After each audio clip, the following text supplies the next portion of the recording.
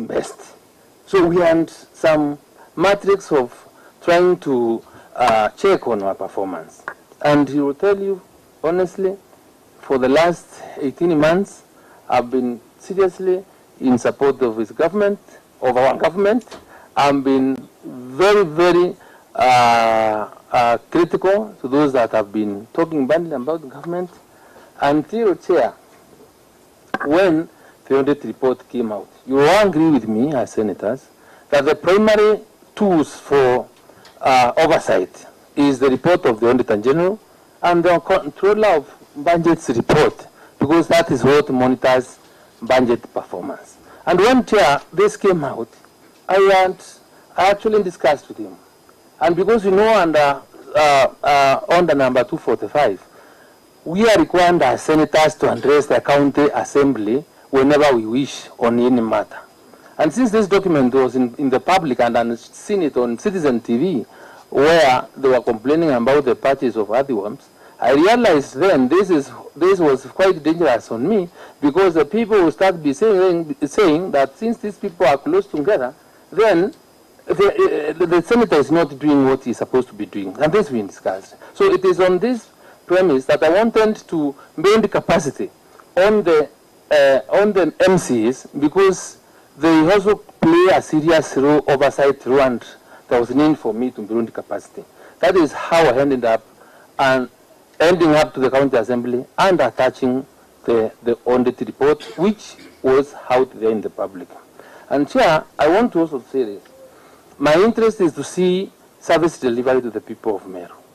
And I have come out clearly saying you can never share a seat together at the same time. And I'm comfortable where I sit as the senator, and I want to support him to deliver, because that is why we came together. And I only want him to be more accommodative in terms of condoning positive criticism, Chairman. And it is true, where I have talked in churches or wherever, it is not with the intention of trying to undermine the government of Meru. It's with the intention of to bring out those issues that they are not looking at, or those that they are not addressing, and some of them that I've just raised here, Chairman.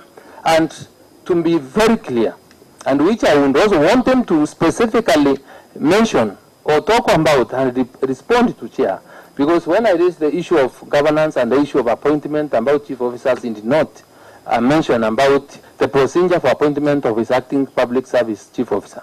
I would want to ask him whether it is indeed true that in his first year of office, 2017-2018, according to the reports of the Controller of Budget, he only absorbed 25.6%.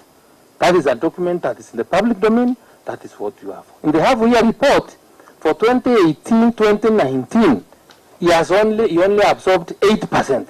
So, Chairman, I said I do not want the people of Meru to continue suffering if I am not raising these issues. And I've been raising them, and there is nothing else. When I start getting reports, because we know we do, and he has improved his absorption capacity. The market is saying now the governor has woken up, he has corrected the situation, and now you can see projects, because our clarion call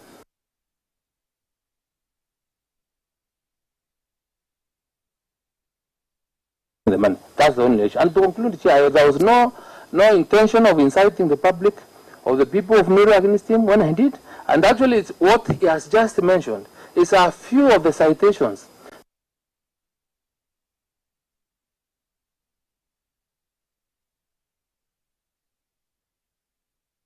I say the last not the least, natural injustice requires that person shall be condemned and hanged, and to this end,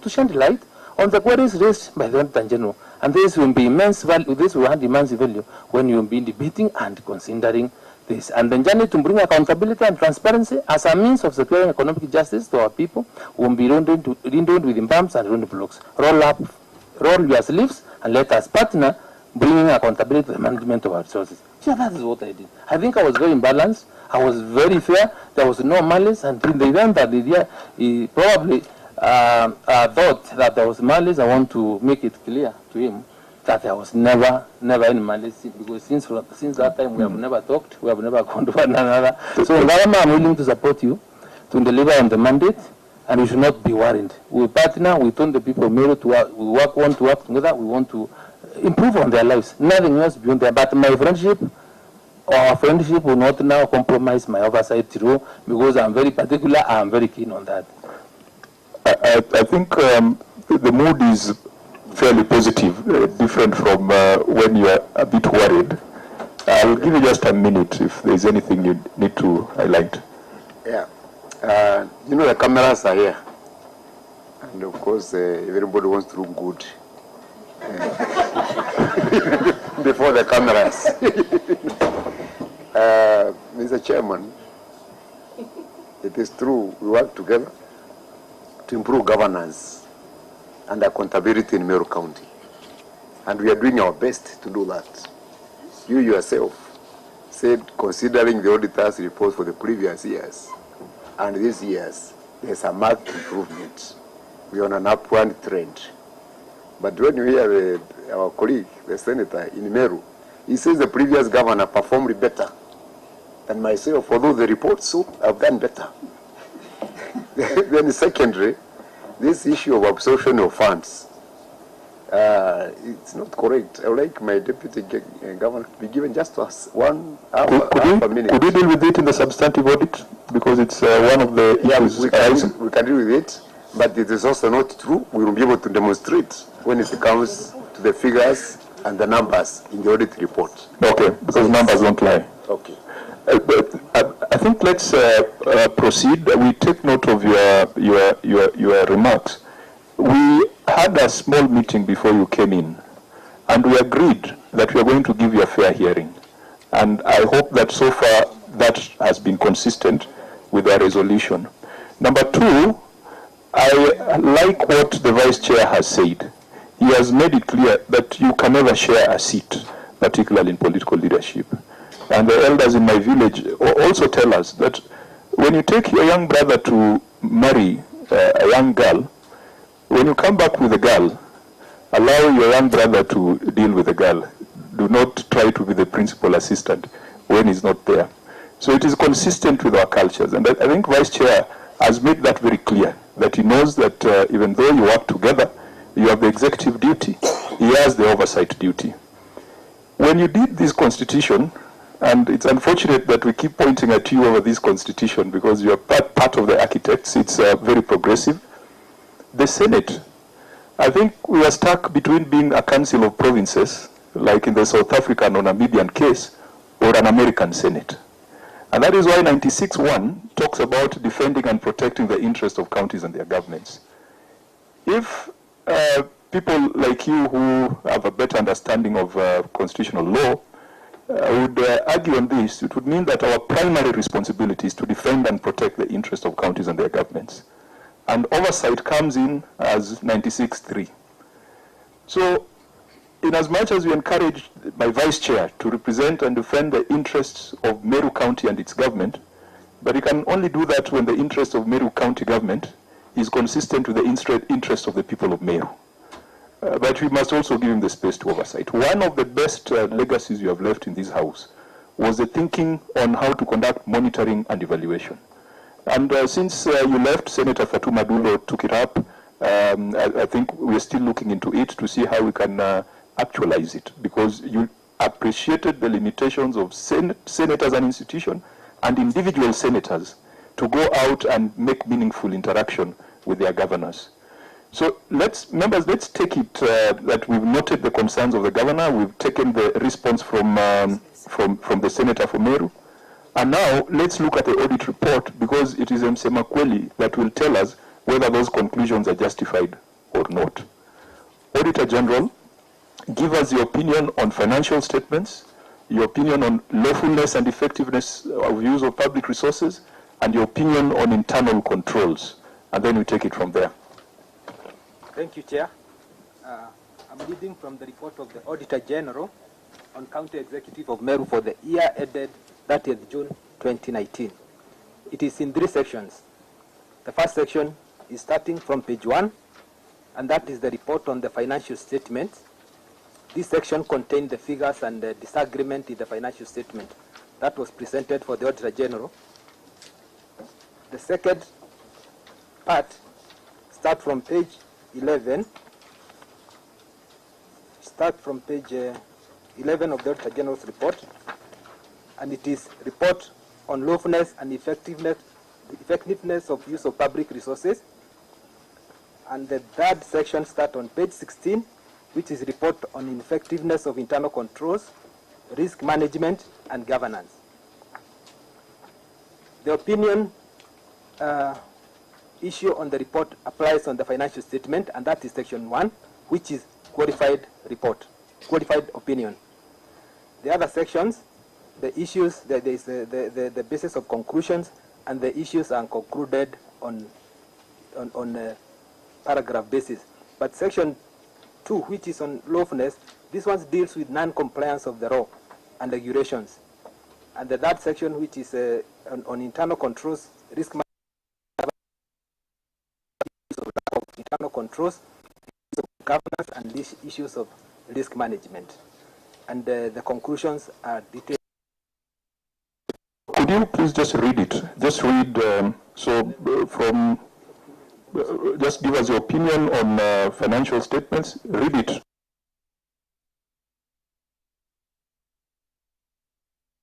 And I have audited the accompanying financial statement of the executive of the county executive of Meru, set out on page 1 to page 116, which comprises the statement of assets and liability as at 30th June 2018, and the statement of receipts and payments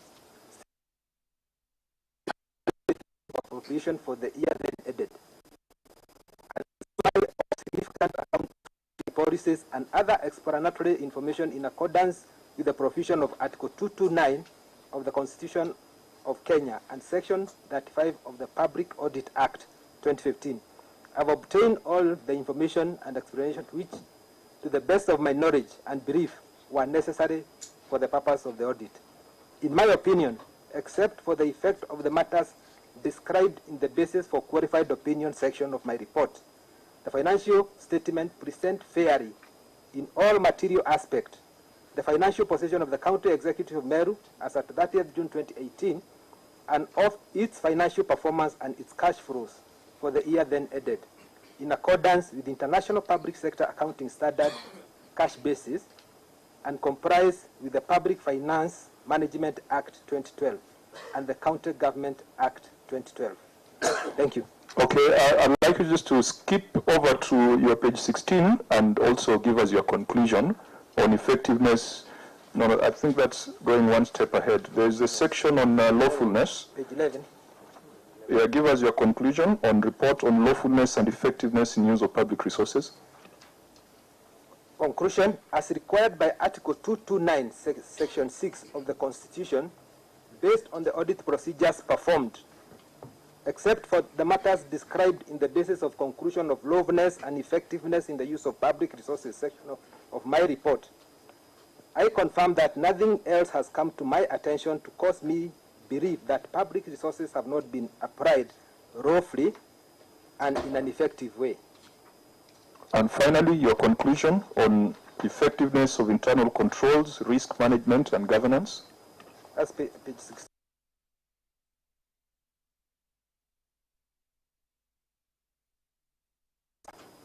A of the Public Audit Act 2015, based on the audit procedures performed, except for the matters described in the basis of conclusion on the effectiveness of internal controls, risk management, and governance section of my report, I confirm that nothing has come to my attention to cause me believe that internal controls, risk management, and overall governance were not effective.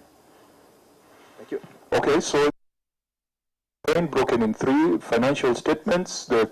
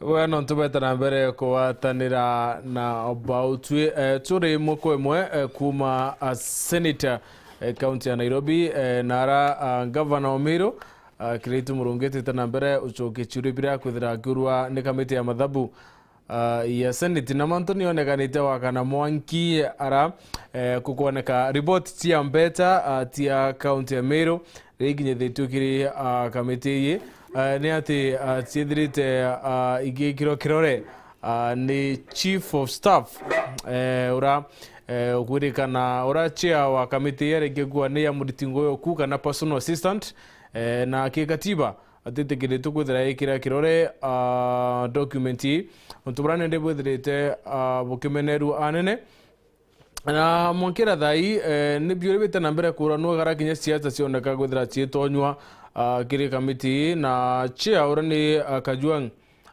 ethira kiwanendi barekana na cia gutonye siasa kiri kamiti na barumire moroto yo ngwira bethirite baitwa na ingutigenendi director mbira tukwithira piru tukomenya kithira turi tayari kwithira tucoka nterete Nairobi katwithira tugina twaguthirite kuita na mbere tweta na mbere ukwira ramantu yawita na mbere kiri kamiti ya Senate. So it's found on which page of your report? Page 23.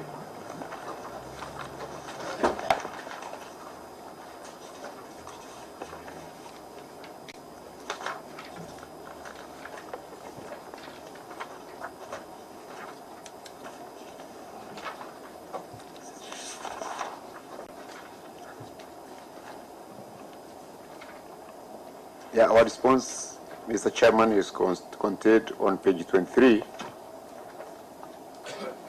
and it's as follows. That the end of Treasury, as since indicated, is PAC number in the financial statement for the year under review to conform with the prescribed format by the public sector accounting standards. Annex 9, copies of the signed financial statement by end of Treasury, and evidence of submission to the Auditor General. Was the head of Treasury a member of the Institute of Public Accounts at the time the financials were prepared? Yes, that was true. That's correct. So it's just laziness. I mean, there's no It was an oversight. this is laziness, Governor. As we agreed, you are not omniscient and omnipresent, but this was laziness on the part of the head of Treasury and the ones who are preparing. Just going back to what you said, we need to lay the blame where it should be, because otherwise it has, you see, generated a lot of heat at the beginning. Because one might argue that we should not even consider these financial statements because of those small, what you call oversight. We call it laziness. Auditor General, are you confirming that the head of Treasury was a certified public accountant with a professional membership? Yeah, we confirm that he is a member of his PAC. And the name is not included here, the number is not included, so I hope this was not signed by the Chief of Staff. What is the name of your head of Treasury and what is his ISPAC number? The head of Treasury is Charles Mwanda, and where is the number? Is it included in that Annex 9? Someone to help us. There are a lot of documents.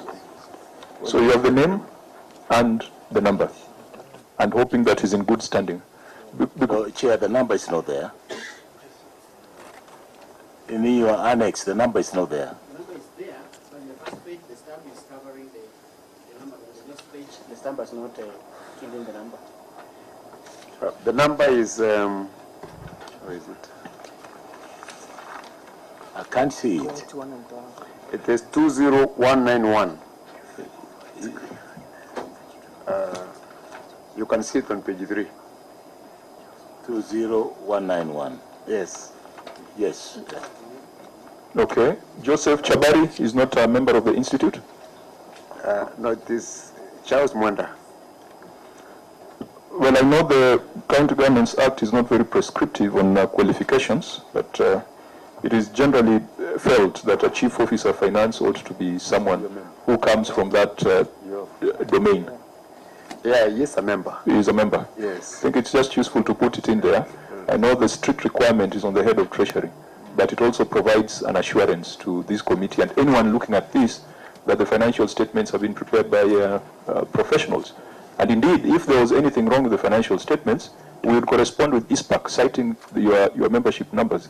Because if you present half-baked financial statements, action must be taken by the professional body. Your governor is a lawyer. If he has any issues of professionalism, LSK has got various mechanisms for dealing with such. So this is laziness, Professor. Chair, I think this governor wouldn't have necessitated the type of qualified audit report if this matter had been handled. It would have never appeared. It happens to be one of those issues that have been cited for this qualified report. And I also wonder, because, for this such a small issue of just inclusion, after you're done your management letter, there was a 14-day window for rectification. I see this is dated 2019. So was this rectification, it was outside that window, 14 days? Yes. Maybe what we want to encourage the governor is to, from now on, just to take the audit process seriously. Then we would reduce the number of issues that are coming before Senate, because in my view, these could have been dealt with on the ground without us spending time on it.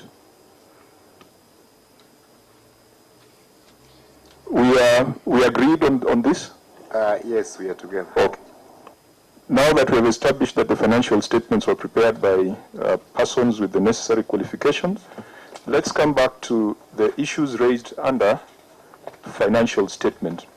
Now, members, considering that today the House will be sitting, I wanted us to adopt a fairly efficient way of dealing with issues, cross-cutting.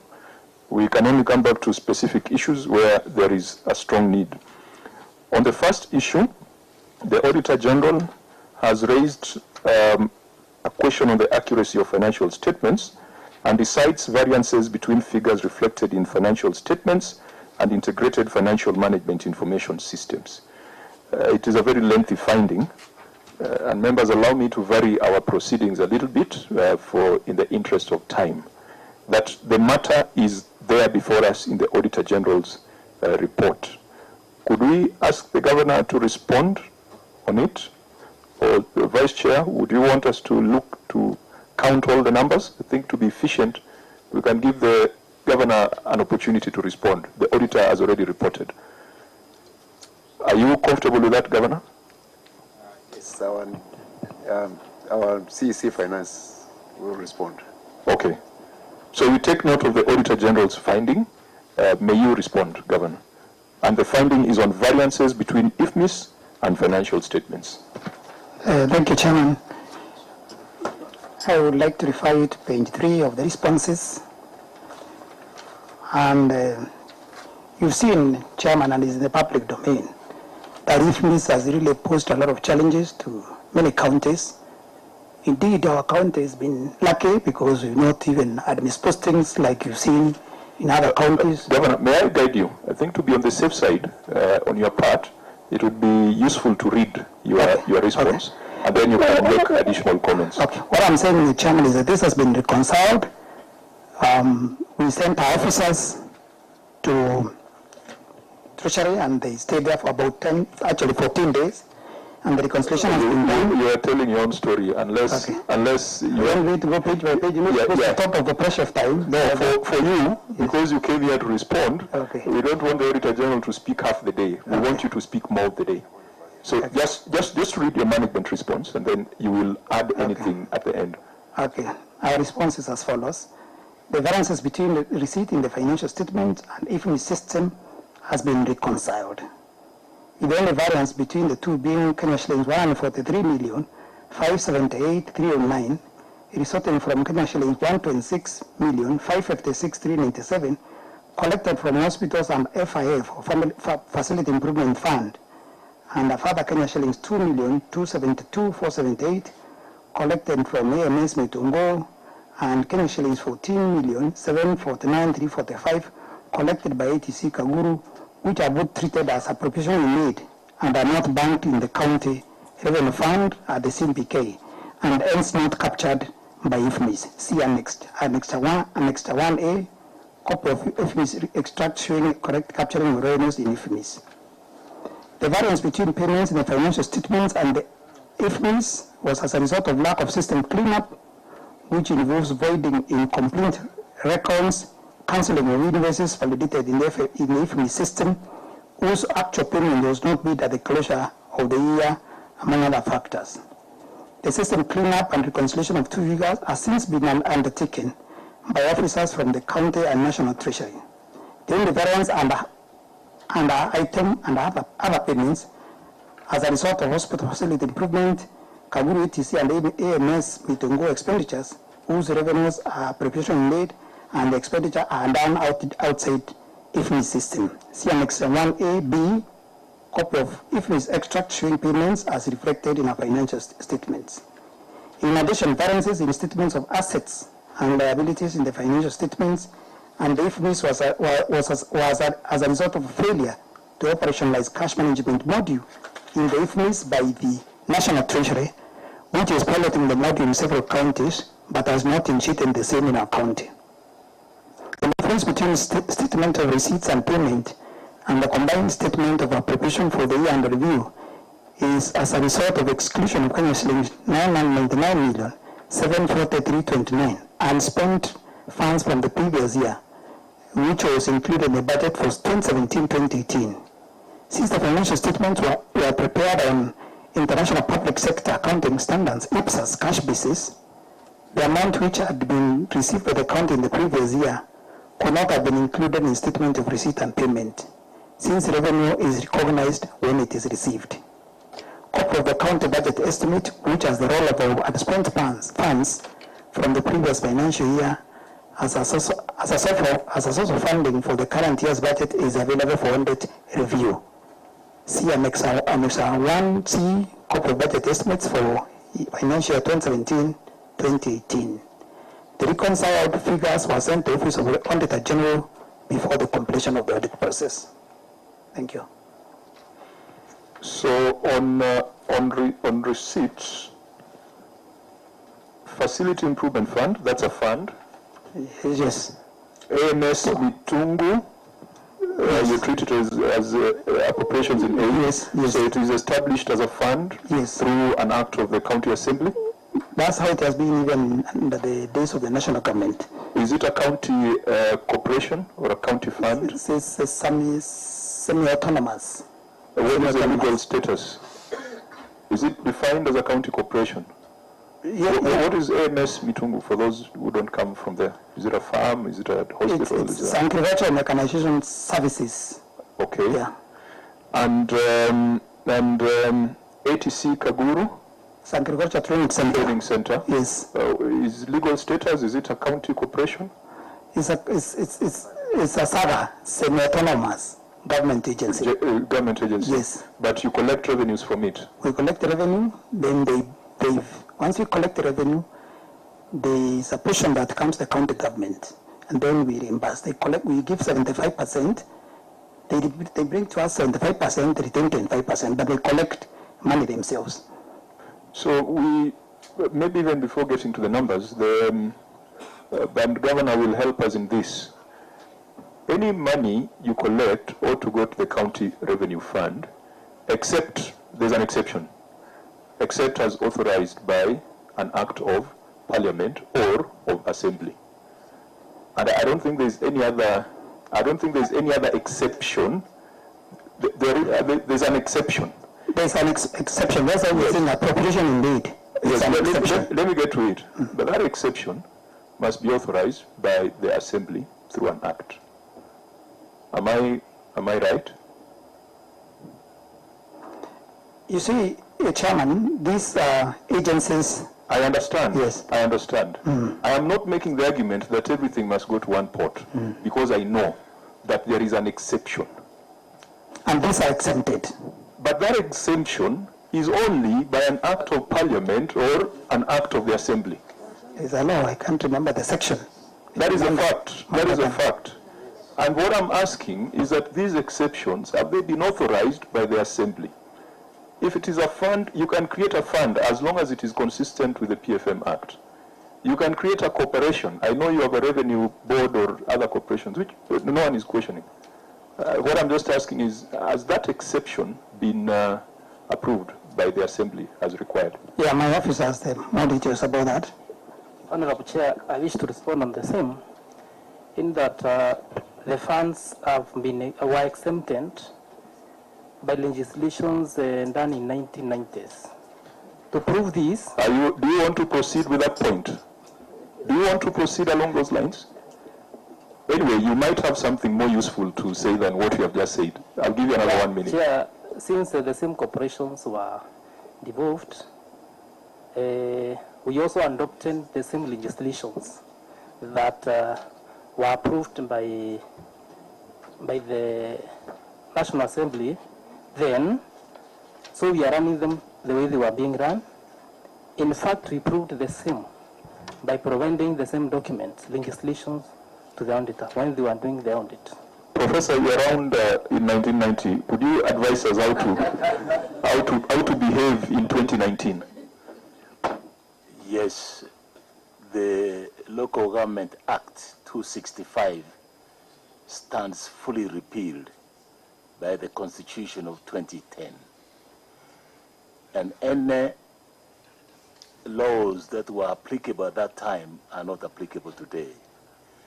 So the question is that the format in which you're supposed to report any funds is that they must either be captured in the county revenue fund, or if you have exceptions, which the chairman has alluded to, then there must be a proper legislation supported through the county assembly, giving you that exception so that you can be able to then direct those resources to where you put them in any particular fund.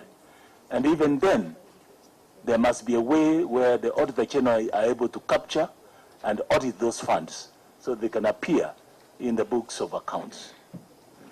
Now that there's been an absence of that, that may be the reasons why there's these big variances. They are not, you just call them mere.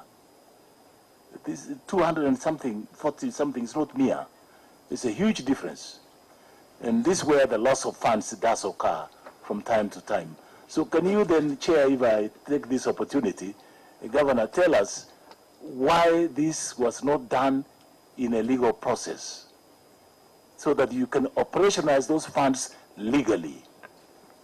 Would you want to supplement so that the Governor answers all the questions? Senator Omanga, then Senator Linturi, then Governor will respond to all. Chair, was a department in the Ministry of Agriculture in our old constitution. We are still talking about AMS, something we're actually giving an example of a law which was done in 1990. I'm not sure, and involved in Senator Linturi.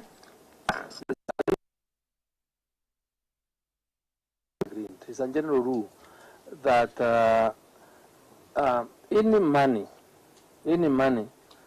from visitors by way of a levy or any revenue generated out of various functions from counties has to go to the county revenue fund. And why money has to go to the county revenue fund here is for it to get there now so that it is withdrawn through an authorized mechanism. And that is why the Office of the Controller on Budget is a creature of the Constitution, because there is no expenditure that should be done without the authority of the Controller on Budget. Remembering that the Controller on Budget is one that monitors budget performance. So, Chair, I think unless this we can say we will be referring or checking on the law, but it would be, in my view, it wouldn't be an oversight to not to, first of all, relay money to the county revenue fund and then remove the money as required by law. Secondly, we cannot use the 1990s or any other law to justify these this institution, because as Ongeri has said, this was repugned by the new constitution and other legislations that have come in to ensure that devolution works. Governor? Chair, I think I would like us to consider that point, that indeed Professor Ongeri and the other senators are correct. The appropriate registration will be introduced, or these funds will be directly embanked in the revenue fund. Yes. I think that is the direction that I would have given. I'm glad the members of the Assembly are here, so such that when these issues come before the Assembly, you know that they are being done in response to a risk that as a reason. If the funds are going to continue, let there be legislation through the Assembly. Otherwise, put them in one pot. The other issue that you have raised in your response, lack of system cleanup. And if IFMIS, in my understanding, is not an annual batch processing system. As you undertake transactions, they ought to be captured in IFMIS. Now, even before I go to the statement of assets and liabilities, if you look at, for example, exchequer releases, who would put 16 billion in your account? Gov.Kiraitu Murungi. Is it the case then that you got 16 billion and only accounted for 7 billion? And I put that just to stimulate a conversation on the integrity of the data that sits in IFMIS. That data does not create itself. It is created by somebody. And that somebody sits at a treasury, not at the national treasury, but at the county treasury. Why would we have at year end receipts of 16 billion? Has Meru ever received that kind of money? Governor? Mr. Chairman, to us, these figures are fictitious.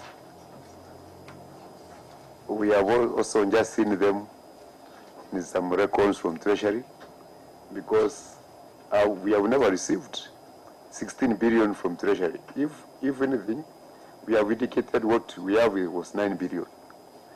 On the Chairman, I think the problem has to be traced to its source. Treasury controls IFMIS. Our officers have to come to Treasury. You have one, they spend there 2 weeks trying to change these figures. And since Treasury is the one which manages and is in control of the IFMIS system, then the responsibility for the accuracy of whatever generated by the IFMIS system should be traced back to Treasury, because they are putting us in a lot of embarrassment for matters we are not in control of. So we'd like the Senate to help us by summoning Treasury here and asking them where they got these big figures of 16 billion and 60 billion, which have never come to the counties. So I think the mischief should be traced to where it belongs. There are system users and system owners, and I have a background in implementation of such systems. The person who owns the numbers in a system is a person who inputs data. Garbage in, garbage out. Now, if you're going to tell us that you input 7 billion and Treasury converted it to, what is it, 16 billion? 16 billion, then we are going to have a huge crisis, because it means that even the taxes collected in this country, then no one can trace them, even at the national government. Is it your submission that you put in the right figures and the wrong figures came out of IFMIS? Absolutely.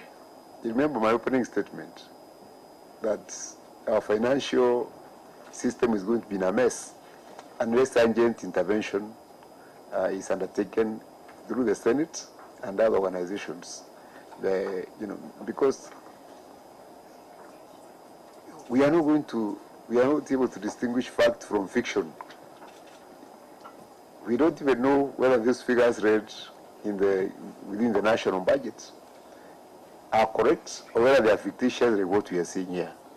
So it's an urgent and a serious problem which we think should be, addressed yesterday.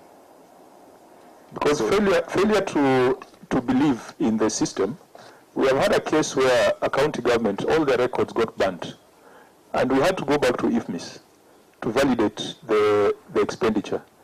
And I'm wondering that in your case, if for God forbid you lost all your manual records, and you go to IFMIS, we'll be asking you to account for 16 billion. So it's not. And I think I had a conversation with Governor Paranya 1 or 2 nights ago. It was a public conversation. You are the users of the system. Treasury provides the platform. Senate provides the oversight and protects and defends you. It could be lazy to leave it to Senate to resolve.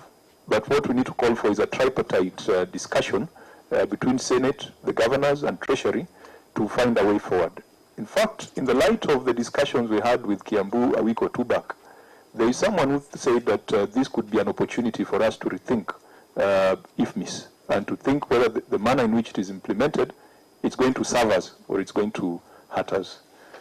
Now, I just wanted to discuss those broad issues. Prof, more specifically, or any other additional issue? Yeah. If the money appears in IFMIS, Governor Kiraitu, have you tried to, with all your legal expertise, to claim that money?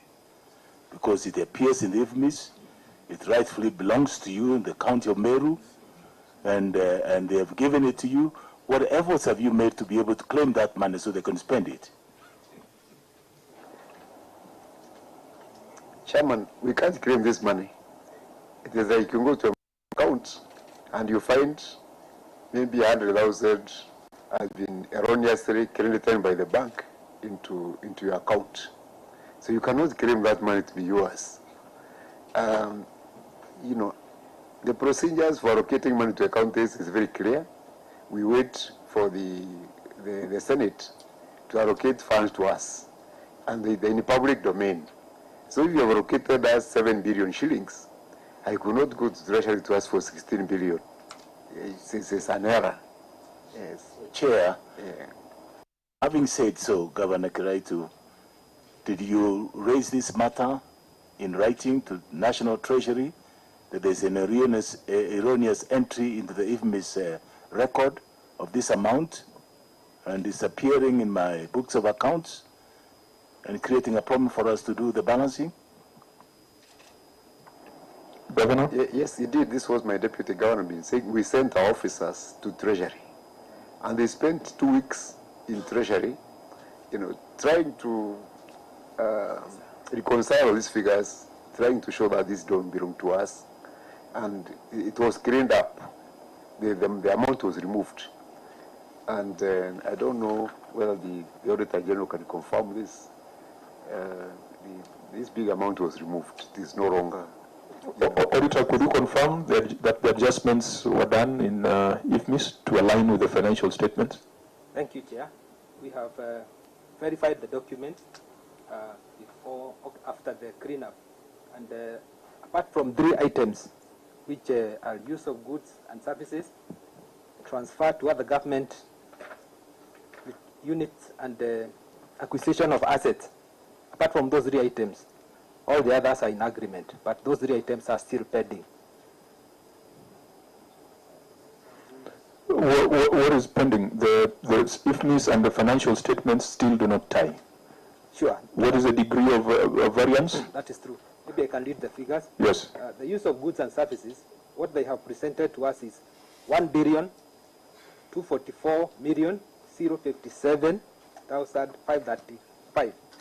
But the correct figure after running the IFMIS is 1,041,018,469. 1.2 billion is financial statement. Is the IFMIS? Is IFMIS? Yes. But the financial statement figure has not changed. It remains 905 million.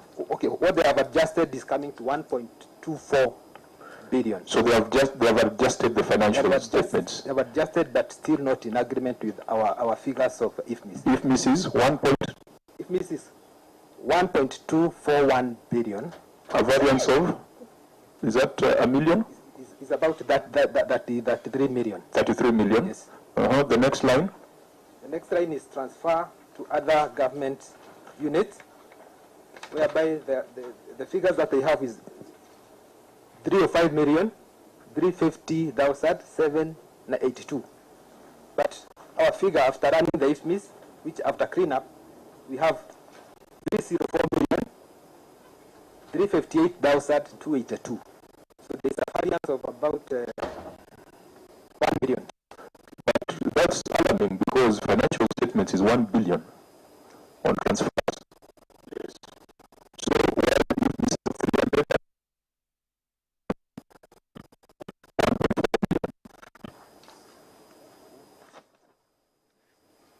transfers to other government units, we have 305 million. financial statements or IFMIS?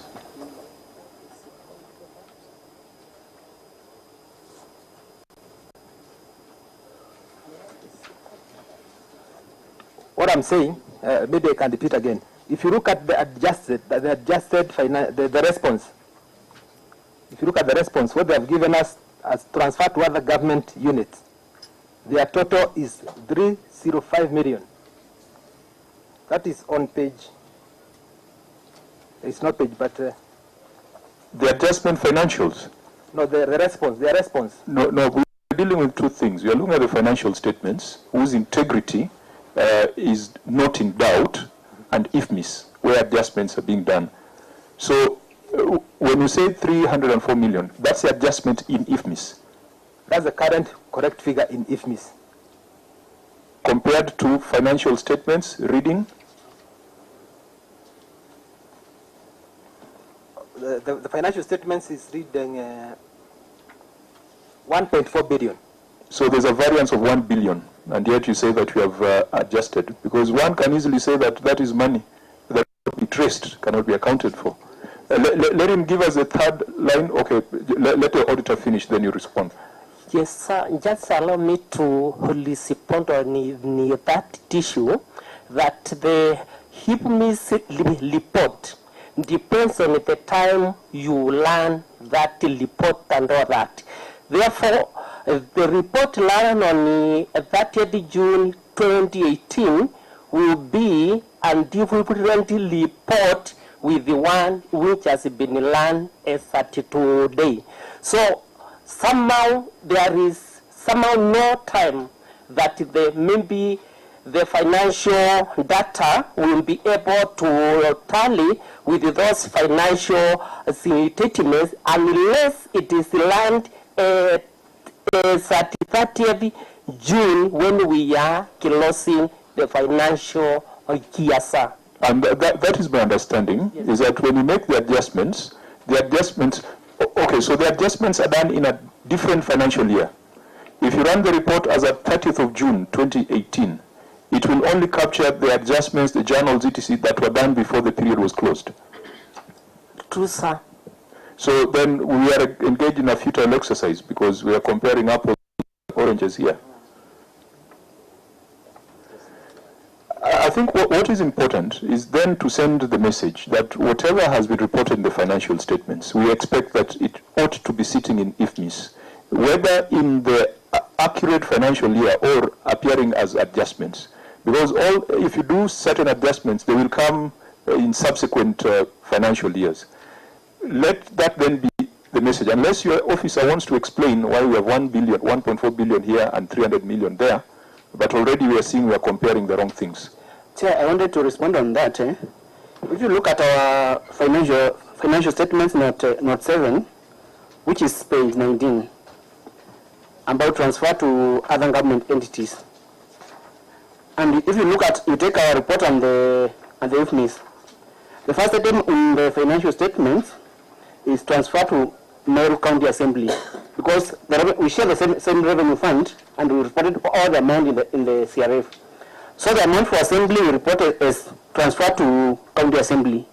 Now if you take the figure in the IFMIS and the figure in our financial statements, the difference of 1.1 billion is the amount that was that is under transfer to the County Assembly. Otherwise, if you take that difference, there will be no other the 1 billion is the amount reported is transferred to county assembly. Thank you, Chair. Okay, I think the point is you have officers who do data entry, you have officers who do those journals, you have treasury, and Professor was earlier asking whether there's been formal communication with treasury. Please use that channel to ensure that the numbers are tying up. Otherwise, we might think that there's something being hidden. Members, can we move on? Yeah. Fine. But also take note on the issues of establishment of funds.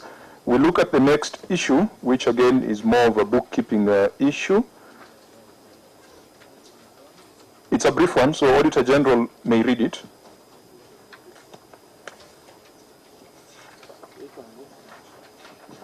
On bank balances? Cash and cash equivalent bank balances.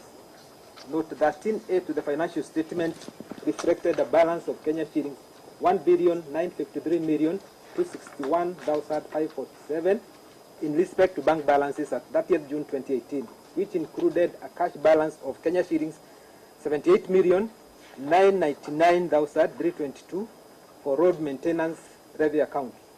However, all unpresented checks totaling to 2,503,243, which had become stale, were not reversed in the cash book, hence understating the cash and cash equivalent balance by the same amount. In the circumstances, the accuracy and completeness of the cash and cash equivalent balance of Kenya shillings 1,953,261,547 as at that date, June 2018, could not be confirmed. Thank you, Chair. Governor?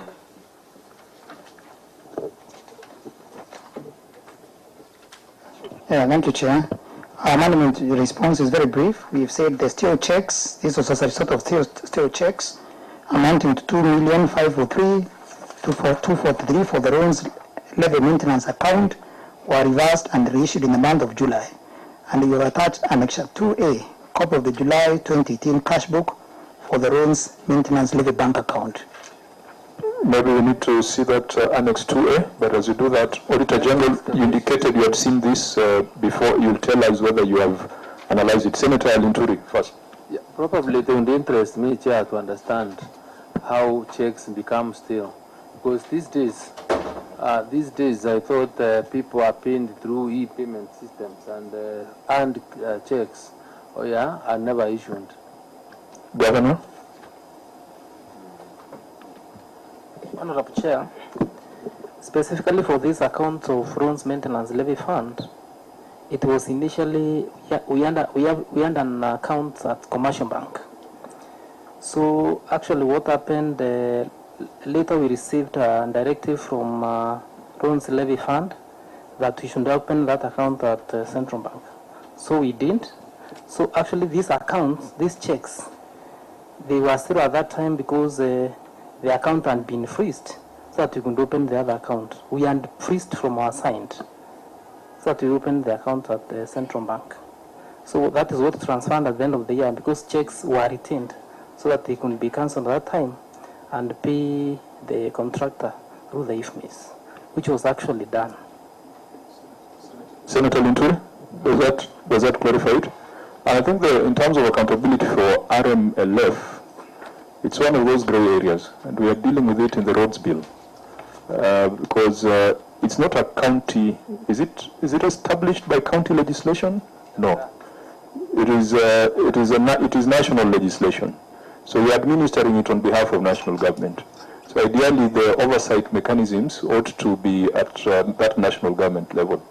But it's part of the conversation on oversight of conditional grants, because in some counties, RMLF has been grossly abused. And you find people talking of doing roads because it's supposed to be for maintenance, isn't it? And you go to ask questions, you're told we fixed the road, but it rained. So I think we must allow the assemblies to have a role in oversighting RMLF activities. The national government will never be able to do a good job in it. But that's for us as Senate and maybe as Council of Governors to find a prudent way of dealing with it. Auditor, you had looked at the reversals of the checks. You are convinced that this is mitigated? Thank you, Chair. Yeah, we confirmed all the checks were reversed and replaced in July 2018. Okay, so we move to the next issue, variances between cash book and financial statements. Even before we read it, what are you comparing? You're comparing the IFMIS cash book and the financial statements. This is their normal cash book. The actual cash book? Yes. Okay. And the financial statement. Fine. In that case, since it's not IFMIS versus financial statements, let us look at what the issues are. So I read? Yes, please read. Variance between cash book and financial statement. 4 bank accounts reflected a total debit cash book balance of Kenya shillings 101,287,123, while the financial statement reflected a total balance of Kenya shillings 40,607,890 for the same bank accounts, resulting to an explained and considered overstatement of the financial statement balance by Kenya shillings 141,895,013 as follows. There is a table there. With your permission, Chair, I can skip it. Yes. The conclusion is, in the circumstances, the accuracy of the cash and cash equivalent balances of Kenya shillings 1,953,261,547 as at 30th June 2018 could not be confirmed. Thank you. Okay, Governor's quick response. Thank you, Chair. The variance between cash book and financial statements have since been rectified in the 13A of the financial statements. The Annex 2B, copy of reconciled in the 13A of the financial statements, and evidence of submission to the Office of the Auditor General. As I listen to Governor's response, I'm getting a bit worried because, when you say it has since been reconciled, it means you accept that the reconciliation was not done. But the issues of reconciliation are treated in the PFM Act and regulations. It defines, it is very specific on how it ought to be done. But it is so specific that it even says who takes responsibility if reconciliations are not done in the appropriate manner. It even goes to the extent of requiring that the Auditor General gets a copy of your reconciled schedules, at least, is it once every month or every quarter? Every month. So this then would just be impunity. The Act has pronounced itself, the regulations, and it cannot take Senate and a governor of a whole county sitting here to talk about things that technicians ought to have done. Governor, I hope you are seeing even though you are not omniscient and omnipotent and omnipresent, but there are some things that your officers need to be doing to allow us to have a better conversation in the Senate. What we need is an assurance that you're going to take the necessary administrative action, and if it's an issue of training, then you shall make the necessary intervention. And it needs to go on record, that commitment. I agree, Chair. We have had challenges in the finance department where we have had very, officers who are not competent, but that issue has been addressed. And I want to assure the committee that going forward, this challenge is not going to be there. But I think the previous government, that it is important to bring out this, made sure that the finance department was deliberately very weak. So that's a challenge that we've been grappling with, but it has now been addressed by the current governor. Thank you. Because I see the same kind of response and a statement of cash flow, which is the next issue, where you're saying you have since reconciled. It does not take away the fact that you didn't do it when you're required to do it, and you didn't do it in compliance with the law. This is just mitigation. This is just more of managing the fire once it has broken out. Your duty was to prevent the fire from breaking out, which you have failed as far as that is concerned. But we take note of the mitigation. In that event, I don't think it would be useful to spend too much time on 2.3, on statement on cash flow. We go to the use of manual payroll in compensation of employees.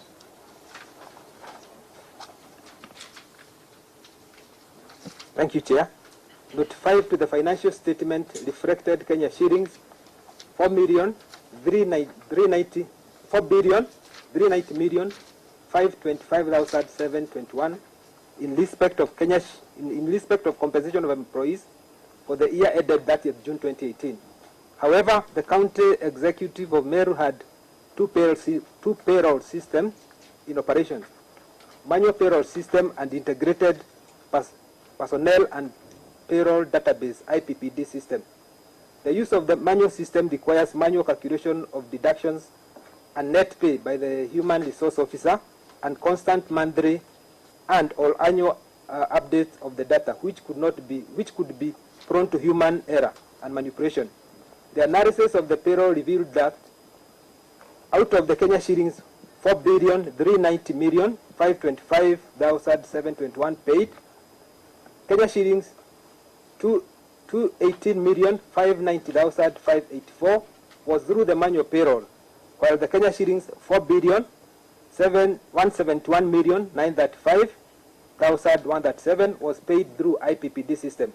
A comparison of the sampled payments made through the two payrolls revealed that Early Child Development Education (ECDE) teachers had been paid on both IPPD and the manual payroll for July and August 2017, resulting to a double payment of Kenya shillings 31,510.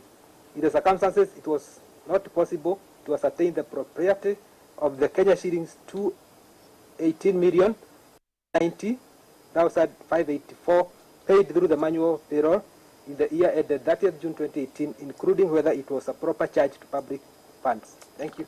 Governor.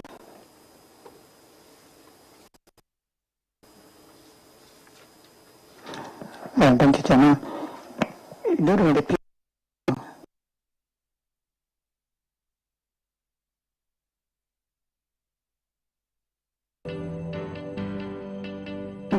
it's Excel worksheet. The PPD system is used to process salaries for officers who have personal numbers. The personal numbers are issued by the Ministry of Public Service, Youth and Gender, and request by the county government. The county usually puts a request for personal numbers for officers as and when. On request, there are instances where personal numbers are issued promptly, and in many other instances, there is delay.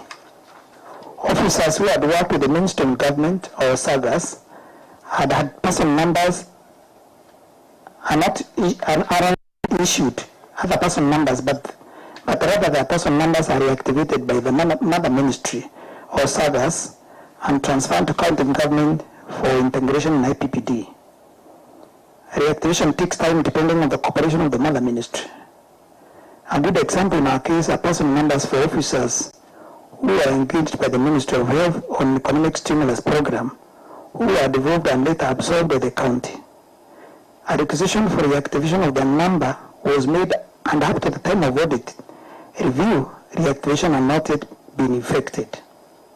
As at the moment, the county has made several follow-up to ensure reactivation of the personal numbers, along with issuance of personal numbers to new employees. As a result, the county has been able to get activation stroke new personal numbers for 690 employees who are paid using the manual payroll in the month of June 2018. These are Annex 3, list of personal numbers for 690 employees who did not have personal numbers as at 30th June, as of June 2018. These issues combined with the new appointments have made the county government to continuously process salaries using the two payrolls to avoid officers without personal numbers going without pay. When officers get their personal numbers, the county usually removes the officers from manual payroll and transfers them to the IPPD payroll. It is indeed true that Catherine Kajujun Toinoti was paid twice in the month of July and August 2017 by both the IPPD and the manual payroll. This all occurred when she obtained a personal number and was transferred to the IPPD, but unfortunately there was an oversight and she was not removed. The amount of the entire, which was not doing a regular payroll check and went without recovery, is highly regretted. The overpayment has since been calculated as follows. This formula there, how you have recovered the money. 29,680, and recovery effected at a rate of 2,500 per month, with effect from November 2018. This is an Annex 3B, copy of the officer's payslip showing the recoveries. Okay, another case of failure in the, I think the systems management process, not just at the county but nationally. This is IPPD, and you have to wait for another ministry altogether. This does not even sit in Treasury. This is in Ministry of Public Service. If technology is going to help this country, it then needs to be looked at as a shared service.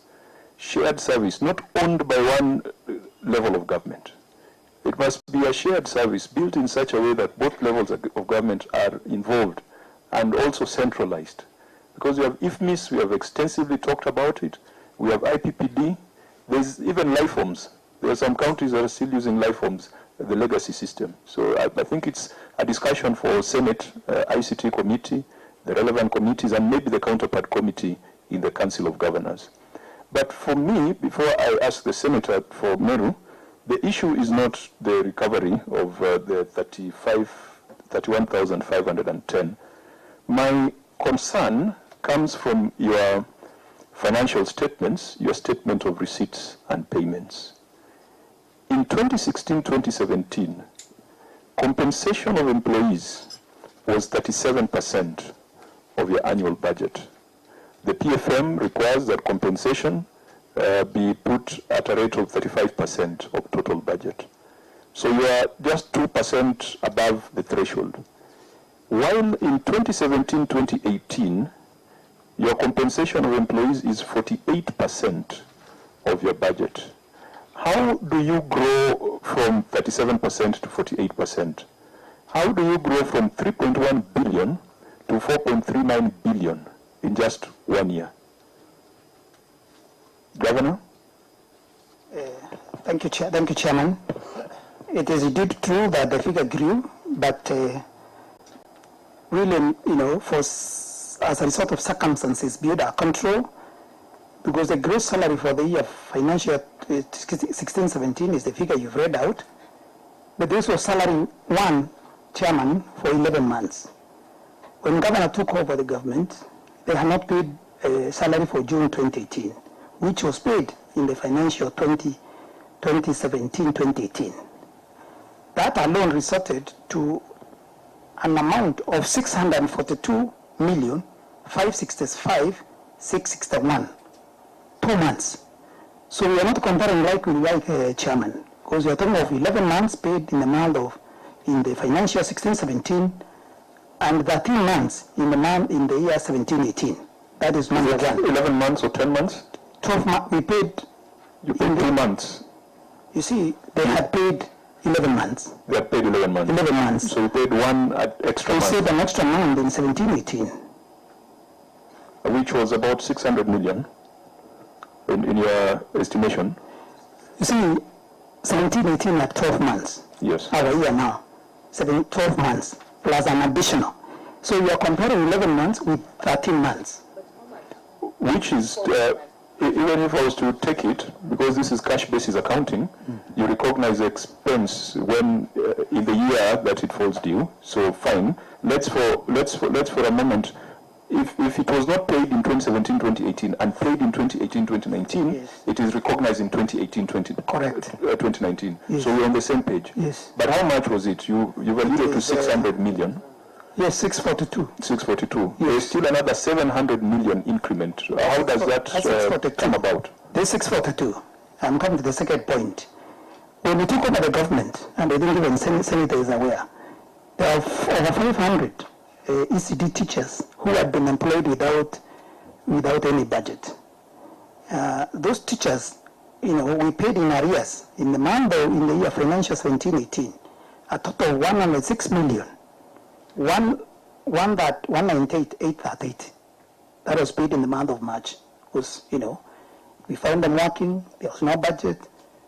What did you have to do? We had to sit down with the assembly and have them captured in the budget, supplementary budget. So we paid. So going forward, the number will drop because I'm trying to justify the increase. In the next 30 minutes, the bell will ring and this meeting will be over. That's why I'm trying to make you move a little faster. Very quickly, Chairman. Additionally, there's an increase of 9,926,630 per month due to incorporation of health workers into the payroll. There are some health workers who are not, being paid. There was also increase of salaries and allowance by SRC, which had a gross effect to the payroll to a tune of 164 million. This was SRC. Really, it was not us. So those factors. Then, of course, there are other costs. Payment of gratuity to contractual employees whose their contracts lapsed at the exit of the former regime. We paid also their gratuity. There was the increase of doctors and nurses' salaries whose gross effect was fully absorbed in the year 17-18. And then, of course, there was also annual leave because of the SRC circular. Annual leave allowance also increased by approximately 33 million. So all those factors, resulted to that jump. Okay, I would have expected your note 5 to bring that out clearly under compensation of employees. I would have spared you that question. I'm looking at it. It has not brought out very clearly that. I know that's why I've had to detail that. Senator Linturi? My question is quite simple because I would want to understand exactly why. Counties are supposed to be autonomous, and in once in a while they work interdependently in consultation with the national government. Why is it that people have to get assigned the personal numbers from the Ministry of Public Service in Gender and Youth at the national level? Or is it that now if you recruit somebody tomorrow, new completely into county, then you have to apply the ministry for him to be given a Correct, Senator. Why? That's a PPT. We are controlled like that, Senator. That's why I've been asking you, please, some of these things, let's discuss so that you can also help us as the Senator of Meru County. Please, because really our hands are tied, Senator. Yes, when the county development boards are set up, and the ruling is coming up in the month of May, I hope if the ruling is in the favor of the Senate, Governor, you shall allow the Senator to chair the county development board so that we can have that candid discussion. As you know, that was my bill. Together with Senator Sang. Between us, the two of them, nothing has changed. We shall be watching. Professor, then Senator, finally. Just a small little thing to tie up all these things. How is this affecting your wage bill now, going forward?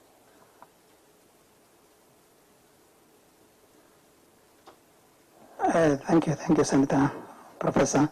We are affected, obviously, because as you can see, the increase by SRC, all that is really affecting us. And unfortunately, the national government and the national treasury is year by year, they are reducing our exchequer allocation. So you find that our percentage is growing because of the reduction.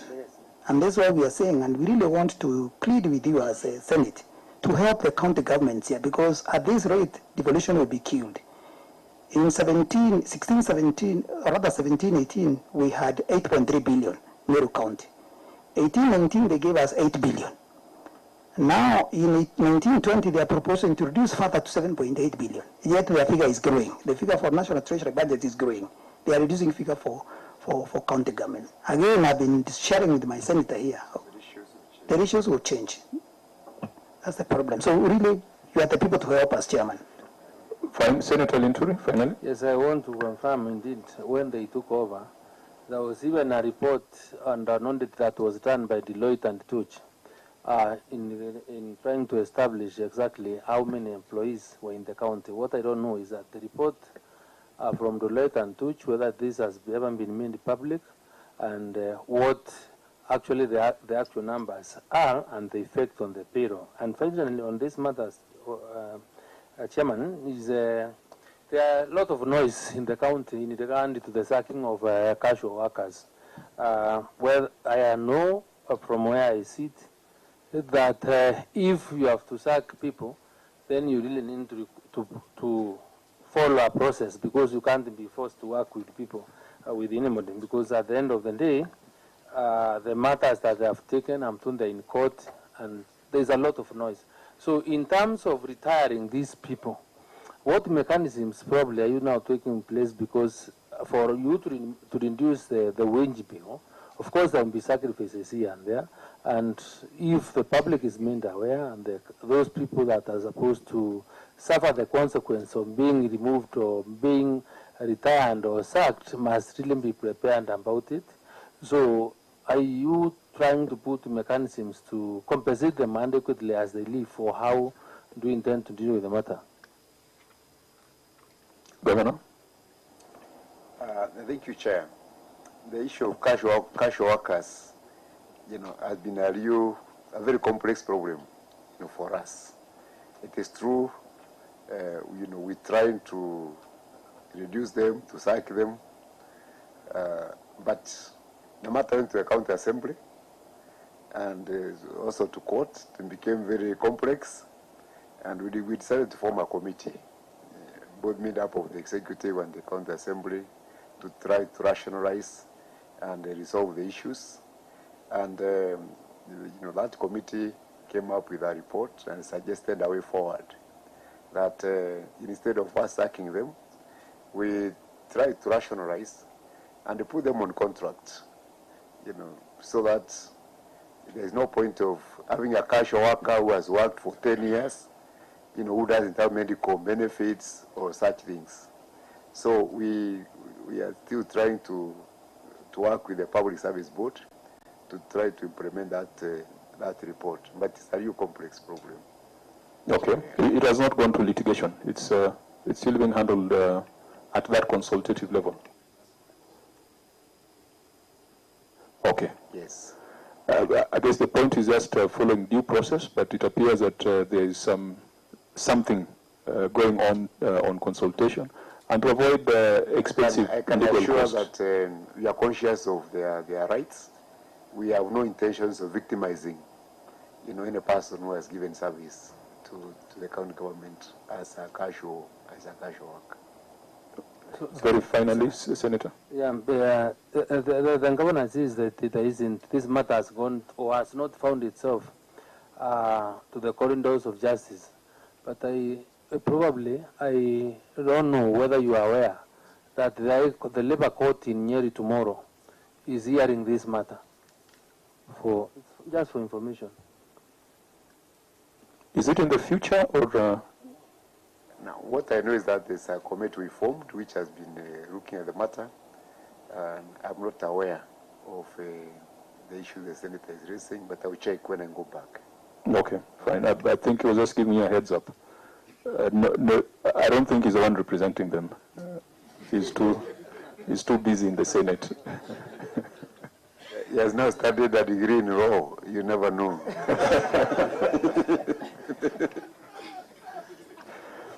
Now, I want all the punches to be above the table, not under.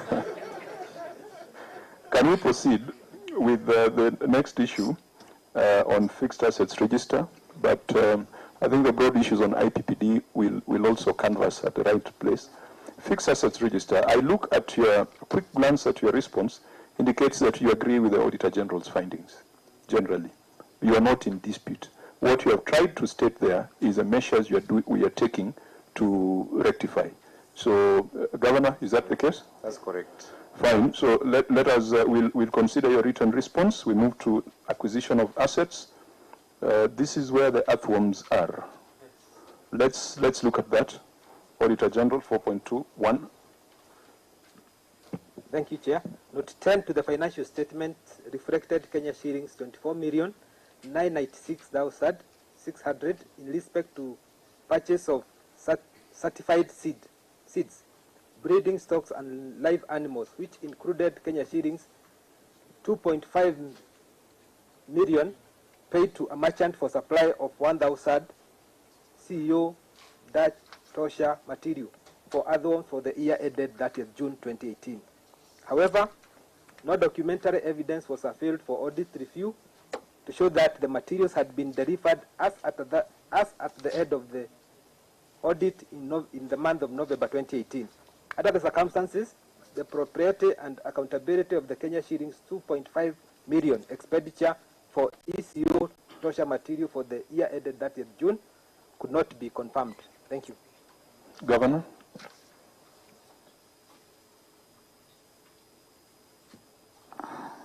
Thank you, Chairman. Meru County, our response. Meru County has a huge population of animals, but it's above its capacity to feed. A recent research indicates that the county is only able to feed 123,000 livestock units, as opposed to their own 335,000. Canberra have indicated that, and Ministry of ASO and all that. Residents have constantly relied on feed imports from external sources. The cost of production in Meru has consequently remained high, leading to reduced profitability of the livestock enterprises. To bridge the gap, the county opted to use innovative ways to address the protein deficient in animal feeds. There's an Annex 4A extract of report on animal feeds deficit within Meru County. It is indeed true that Kenya shillings 2.5 million was paid to Jomo Kenyatta University of Agriculture and Enterprises for supply of 1,000 ecotosha materials for earthworms. JKUAT, which is a government institution, requires advance payment before delivery of any agricultural materials. Further, before the delivery of the materials, the department had scheduled to train its officers on the handling of ecotosha materials. However, despite the efforts to get the targeted persons trained, it was not possible to cater. It was not possible because the trainers were not prepared over the period. It is worth noting that the earthworms are multiplied and delivered ready to farmers.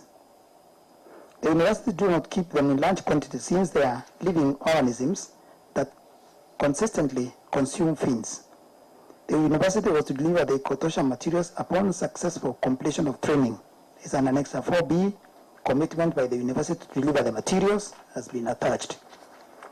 As at the moment, on the 11th of March 2019, 41 officers and 9 selected fish farm representatives, each representing one of the 9 sub-counties, were trained. In addition, 4 staff members were trained at the Jomo Kenyatta University of Agriculture and Technology on the 21st of March 2019, and a further 90 persons, 34 staff and 36 farmers, were trained between 24th and 25th of April 2019.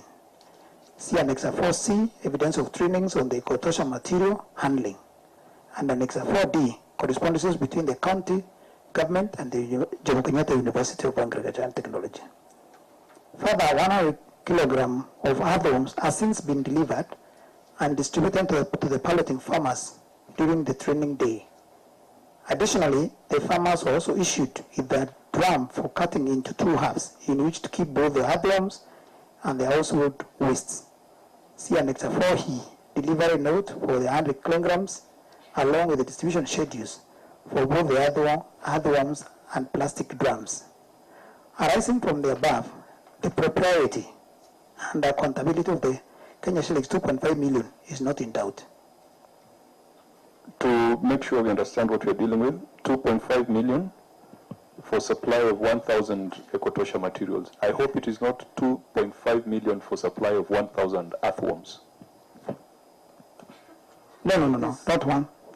So it's not earthworms? Kilos, no. Okay. Yeah. Because that would have been a very expensive earthworm, 2,500 a piece. No. Professor? Yes, I have no reason to doubt the university prowess to carry out research and be able to have extension services to the farmers. Have they done an eco-friendly survey to see that the earthworms could not consume any other things other than what they are expected to consume? Thank you, Chairman. Let me give this opportunity to the expert. He's a scientist, and Dr. Mugandu is our Chief Officer of Livestock to explain further. Okay, make it brief. Thank you. I want to indicate that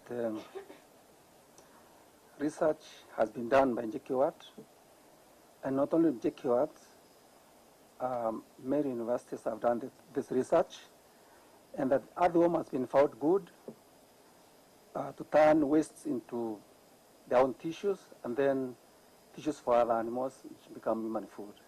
So basically research has been done, and there's no problem with them. Okay, again, Governor, these are some of the things if you provide documentary evidence early, you avoid a lot of trouble, because if someone wanted to scandalize you, he will divide the 2.5 million by 1,000. You understand how powerful that message can be.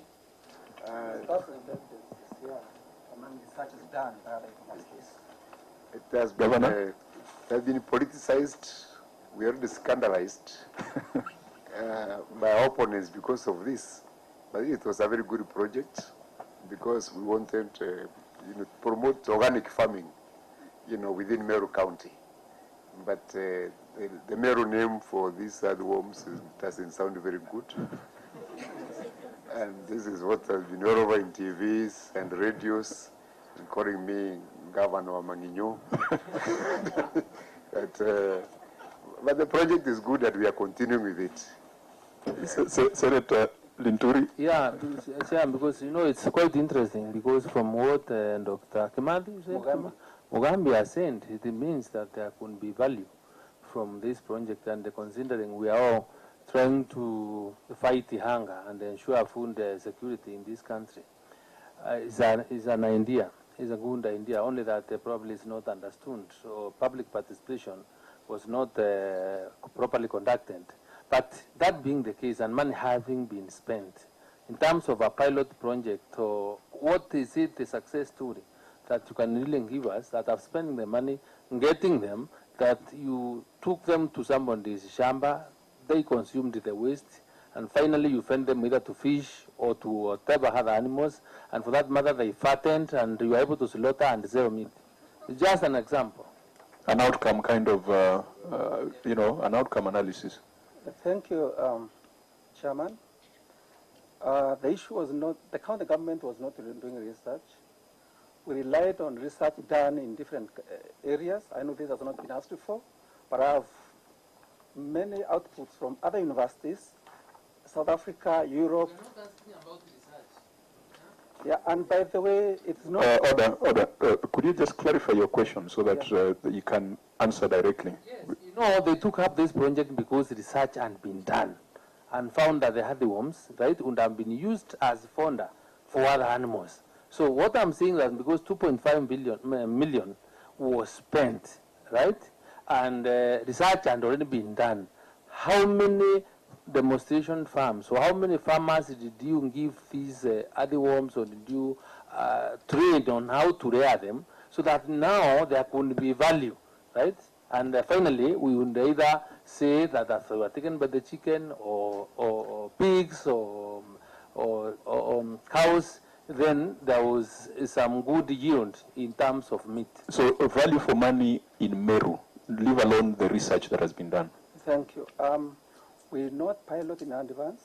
We are now trying to do 12 farmers per ward in Meru to rear and feed the animals. That does not address the concern of the senator. We have spent 2.5 million in a project, which we are not questioning the policy objective. Probably the auditor is questioning the issue of records. Maybe the auditor could have questioned the procurement method. But now, and remember my opening statements, we don't want to come here to start confirming how many, you call them guignons, how many guignons were procured. That might not add value. What is the outcome? What is the outcome? Don't tell us how many other farmers you're going to talk to. Are you able to do an assessment of the outcome of this investment? Senator, Professor? Yeah, I really want to be assured that this same nyongo, whatever you call it, or earthworm, it's not the type that mutates instead of becoming useful for animal fodder. It finds its way to maize, plants, or mera, or other things, and consumes them. So whereas you think you are gaining, but you're actually destroying the environment. That's why I asked a specific question about the ecosystems of these earthworms. Governor? Yeah, to us, we don't consider earthworms dangerous. Let me say that in Meru, earthworms are not new to being animal feed. Yeah, and it is not news that the earthworms are eaten by chicken and fish. So actually, it is an upscaling project of what has normally happened in the past. As of now, we want only to start with a few, and others will learn from them. We have a history of earthworms being eaten by chicken. We are upscaling. You see, the problem with the technicians is that they are unable to answer certain questions in a manner that makes sense to people. You are bridging the gap. What value has this been to farmers? Don't take us back to research. You are attempting to bridge the gap, and you're calling it bridging the gap on animal feed deficit. Yes. And I think that's the kind of story we want to hear. We are not looking for a problem. We are looking for a success story. And I've given you 5 minutes to tell us a success story. You are taking us back to things that... Is there a success story in this thing, having spent this money? Yes. We have, since March, we have received, on March 11th, we received 10 kilos. We distributed farmers. They are ongoing. On 24th, 25th of April, we received 100 kilograms as indicated, and already farmers are having this. Governor, may you want to help your officer, maybe Senator Manga first? I'm giving you an opportunity to show off, and you are giving me data that does not help a lot. Yes, sir. Mr. Chairman, a project has to start somewhere. Even when you're building a house, you don't start with the success, you don't start with the roof. This was a project which we are starting.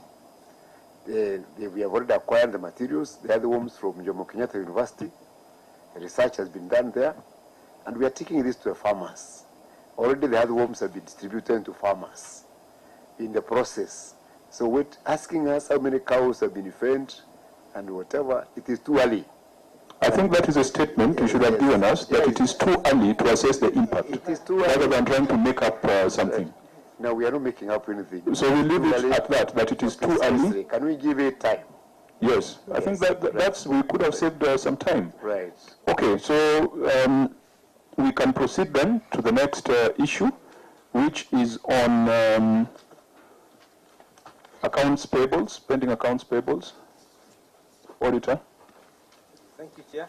Annex 2 to the financial statements reflected a balance of Kenya shillings 2,731,104,289 in respect to accounts payable, payables comprising of construction of materials, construction of civil works, supply of goods and supply of services of Kenya shillings 454,682,708, Kenya shillings 1,321,619,741, Kenya shillings 477,622,452, and Kenya shillings 477,179,388, respectively, as at 30th June 2018. However, pending bills relating to construction of materials of Kenya shillings 454,682,708, and construction of civil works of Kenya shillings 1,321,619,741, both totaling to Kenya shillings 1,776,302,449, were not supported by payment vouchers, and no certificates of work done were made available for audit verification. Further, creditors' ledger were not made available to ascertain the creditors' movement from Kenya shillings 1,511,000,000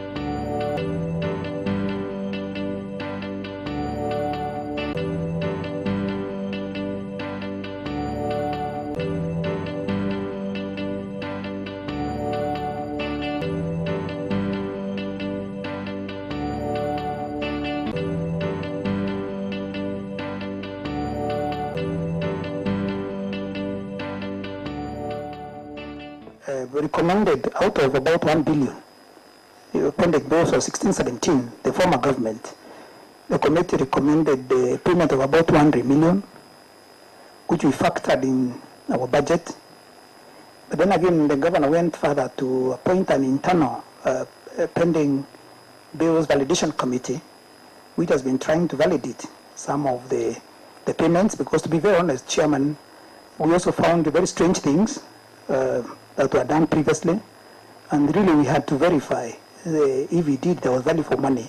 And it's an exercise that has taken quite a bit of time. We have had to send officers on the ground, because you go, sometimes on the ground, you find a project that was procured at, say, 30 million. Really, when you go there, the value is not more than 5-10 million. So we have to go project by project. And that process has been going on. We have been able to save the government a lot of money.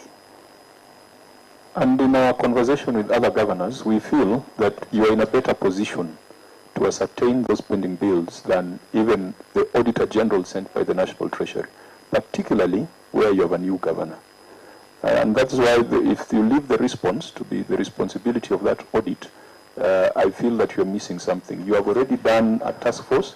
Your governor has a history in managing these things from the time he was in national government. And we probably need to be seeing more of your own initiatives and actions rather than that other process. I don't believe that process will be as useful as what you are capable of doing yourselves on the ground. True, Chairman, because even what the committee is likely to bring, we already have the figure. The consultant who was appointed by the Office of Auditor General has said that our pending bills amount as at 30th of June is actually about 2 billion, not the 2.7 billion. Because we have had to give them our pending bills validation report, and indeed he's talking about a figure of 2 billion, not 2.7. I'll give you an example, Chairman, and I think I carried even that document, where 2 wells were procured at a cost of 54 million by the other government. 1 well was costing 27 million. Really, the current governor is doing a well at a cost of 5 million plus VAT. So we said no way, and you see 22.5 million had already been out. And the contractor and the vanguards to come and ask for the difference. Yet when you go on the ground, there is absolutely nothing. So it is indeed true that the current governors are the ones who need to confirm the status of the pending bills, and which we are doing, and doing it in a very detailed way. Senator Linturi, the man with a view on the ground. Yeah, I think you've put it very well and right, because the Auditor General will depend on the information that is given by the county executive, and we really cannot wait for him to give us a view on the pending bills within a system that we are familiar with. So on the Chair, because the governor presented a report here to this committee on the pending bills for the county of Meru, to implement the recommendations of that committee, pay those people that are supposed to be paid and those that he thinks their claims are legal. Then tell the others that we are not going to pay you. Go to court if you feel that you have a valid claim, and then even defend their matter successfully, then they will have to deal with the matter. That is the position I think we really need to adopt for us to really move forward. Otherwise, we can't just through this matter to the end. Senator Professor Ongeri. In fact, I wanted to raise exactly about the litigation measures likely to arise out of this. There are few, and I commend the efforts you made to do your own internal assessment of these pending bills. Have you been able to put a cap? Have you capped it that it cannot go beyond this as you now go on incurring other new expenses in the new projects?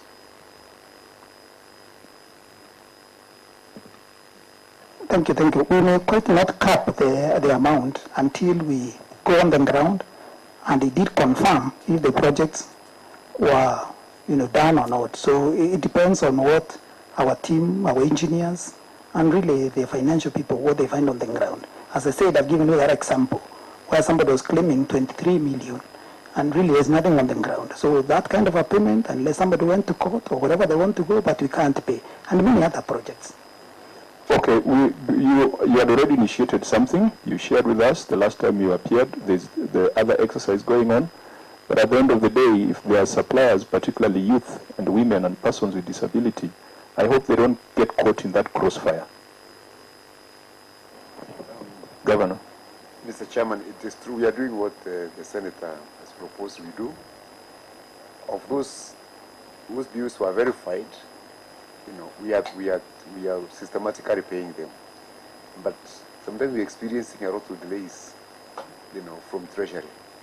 And, even this year, more pending bills will be created because we are not getting the money in time. And you can assist us also with that intervention, because it is our intention not to create pending bills. But unfortunately, because of the system, the money doesn't come in time, comes 3-4 months late. Some cross the financial years. So even next year we shall be here with more pending bills, which are not really of our own creation. But we are trying to pay, the ones who have been verified.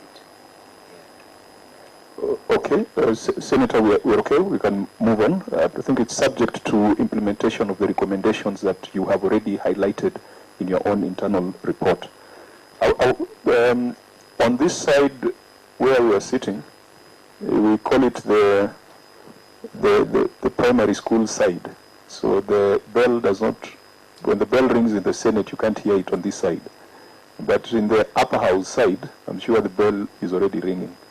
And so we might just deal with one issue, and then we must agree to set a date for next meeting. That date, we will not spend on supplementary issues so much time as we have spent today, because I think we have now dealt with the preliminary issues. So next time we'll be able to go straight to the action.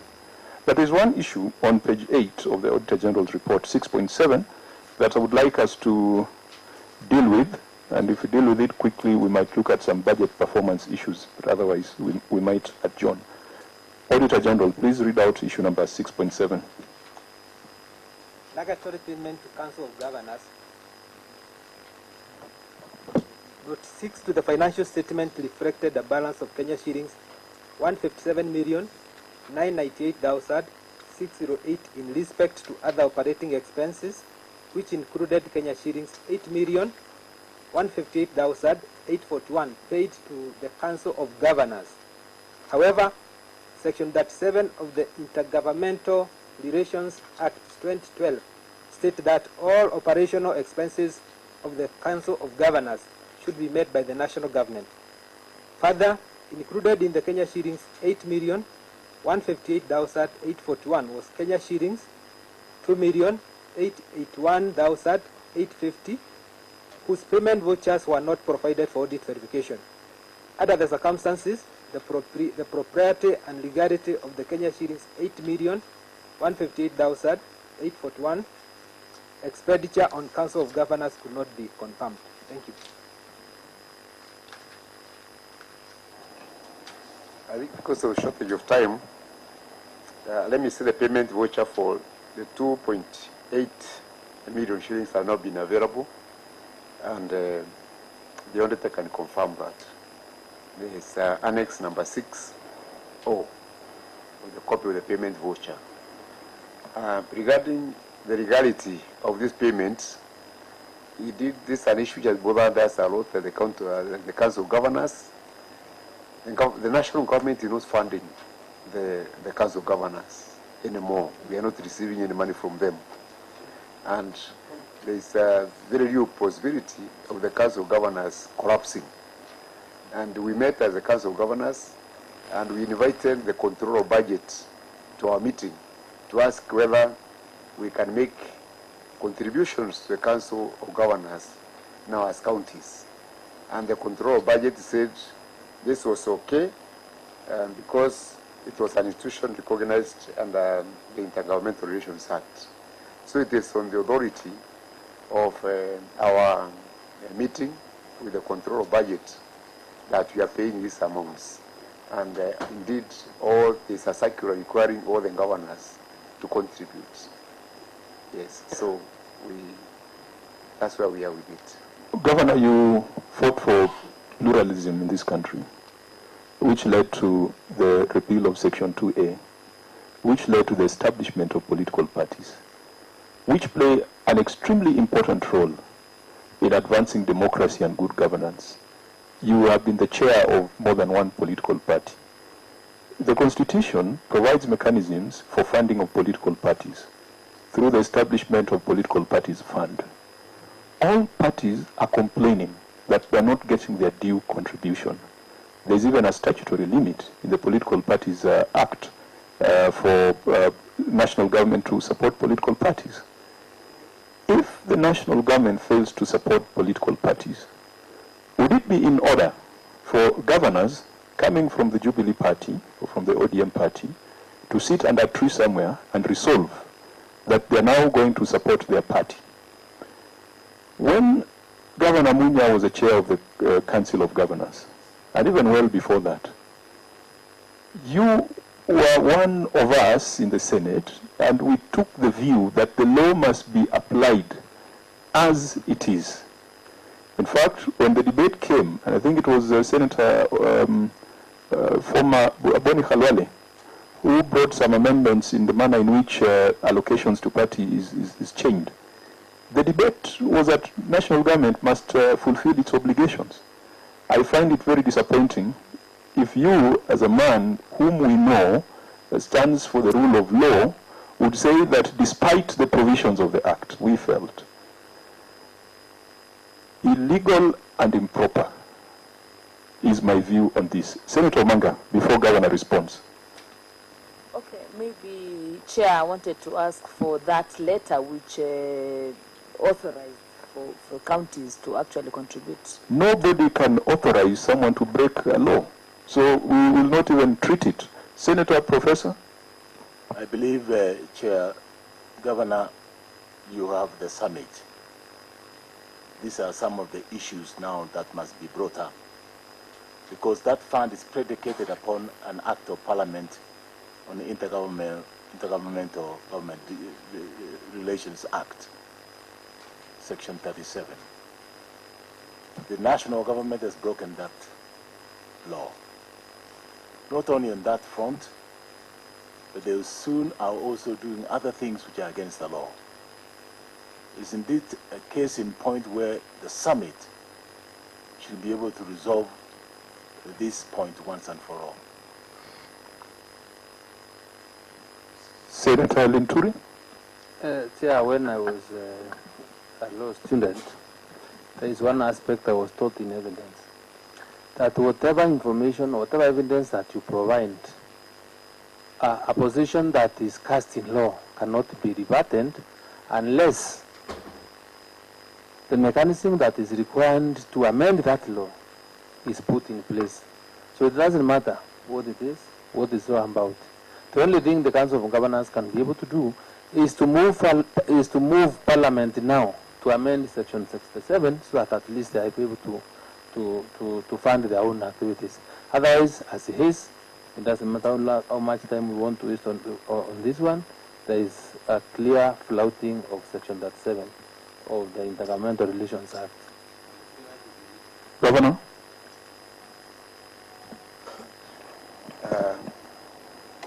I beg to disagree with all of you. That is your own view. The Council of Governors, after consultation, has taken a different view. Yeah, and now we need another one to come and decide whether you are right or we are right. So I would like to leave it at that. Our position remains, this is improper, this is illegal. The person in that county who is a member of the Council of Governors is a governor. And our recommendation, as has been consistent in the past, will be that this money, having been illegally paid, needs to be surcharged on the relevant persons. I think that is our position. I'm looking at the time. I've had the Sergeant at Arms screaming along the corridors. Even if you are to purport to proceed, whatever we resolve shall be declared null and void. That's why we had to rule very, very quickly on that one of Council of Governors, so that no one says it was ruled on at 2:31, and so it does not hold. I therefore want to bring these deliberations to a close. I have no other option but to bring them to a close, because the Speaker has made his way to the House. In 14 days, we expect detailed responses on 2015-16, 16-17. We shall set a date for a fresh hearing so that we are consistent with the requirements of Article 2298 of the Constitution, which gives us 3 months to treat these accounts. For once, we would wish to be current. I want to encourage the County Assembly of Meru. Having sat through this conversation, I hope that you've been able to learn one or two. And I hope that at a later stage, we can also benefit from your proceedings and from your experience. The law still has not made it clear on when Senate starts and when County Assembly starts. So do not hesitate to call the governor and his chief officers before the Assembly to deal with issues, some of which we haven't dealt with. It might not be very efficient to go over issues that we have looked at and where we believe that there is clear evidence that something was not done, or there's evidence that something was done. So I want to urge, particularly on issues to do with project execution. So for example, issues to do with earthworms, particularly issues to do with road projects, issues to do with procurement, those you could deal with. But there are other issues like the payments to Council of Governors. Those ones I know you might find it a little bit of a challenge to make a resolution, and Senate would be in a better position to treat it, considering the level at which it operates and considering the history and the background of some of those issues. So let me encourage you, go back, set a fresh date, provided you don't invite the governor on the same day when we require him in the Senate. I'm sure that if you took even 2 days or 3 days maximum, you should be able to dispense with this Auditor General's report. And please also, do not lose sight of the prior years. I don't know to what extent you have looked at the Auditor General's reports, maybe through the Senator. The county has dealt with up to which financial year, the County Assembly? I am not very sure, so I wouldn't want to really comment on that particular. But by a very special leave, the chair, you have considered up to which year? 16-17. Okay, so you have looked at the issues around the campaign period. Fine, so even us, when we come to look at it, we shall request for a copy of your report in the event the report has been adopted by the Assembly, to ensure that we do not arrive at very divergent conclusions. And I hope that you started from 13-14 progressively up to 16-17. I think that would be one of the most exemplary public accounts committees, because I know counties that are still at 14-15. So keep it up, well done, and also take a look at the current audit issues. My colleagues, we could maybe limit the closing remarks to a minute or